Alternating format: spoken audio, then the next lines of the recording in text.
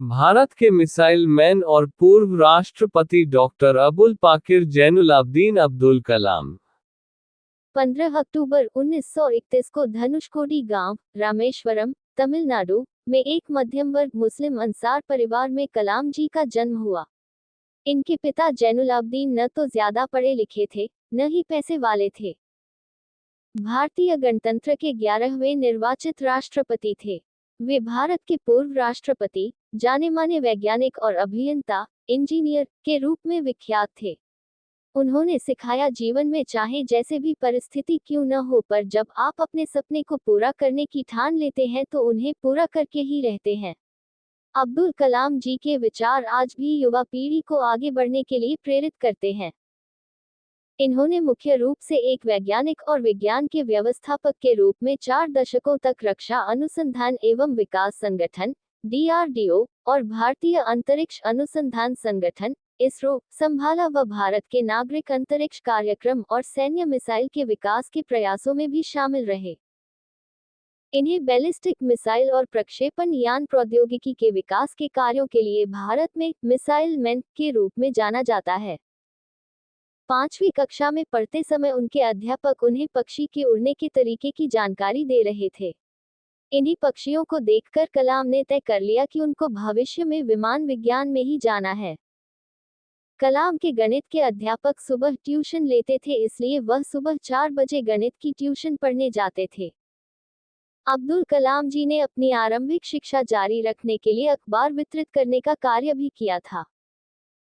कलाम ने 1950 में Madras institute of technology से अंतरिक्ष विज्ञान में स्नातक की उपाधि प्राप्त की है। स्नातक होने के बाद उन्होंने हावरक्राफ्ट परियोजना पर काम करने के लिए भारतीय रक्षा अनुसंधान एवं विकास संस्थान में प्रवेश किया। 1962 में वे भारतीय अंतरिक्ष अनुसंधान संगठन में आए, जहां उन्होंने सफलतापूर्वक कई उपग्रह प्रक्षेपण परियोजनाओं में अपनी भूमिका निभाई।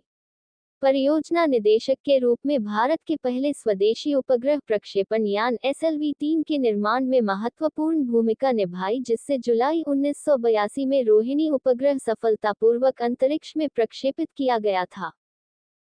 इन्हें 25 जुलाई 2002 को संसद भवन के अशोक कक्ष में राष्ट्रपति पद की शपथ दिलाई गई।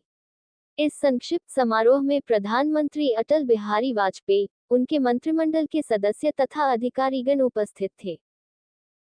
इनका कार्यकाल 25 जुलाई 2007 को समाप्त हुआ। अब्दुल कलाम व्यक्तिगत जिंदगी में बेहद अनुशासन प्रिय थे। वह शाकाहारी थे। इन्होंने अपनी जीवनी विंग्स ऑफ फायर भारतीय युवाओं को मार्गदर्शन प्रदान करने वाले अंदाज में लिखी है।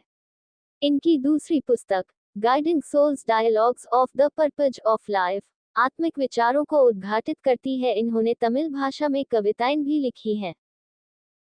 कलाम जी को तमिल कविता लिखना, वीणा, एक भारतीय तार वाद्य बजाना और हर दिन कर्नाटक भक्ति संगीत सुनना भी पसंद था।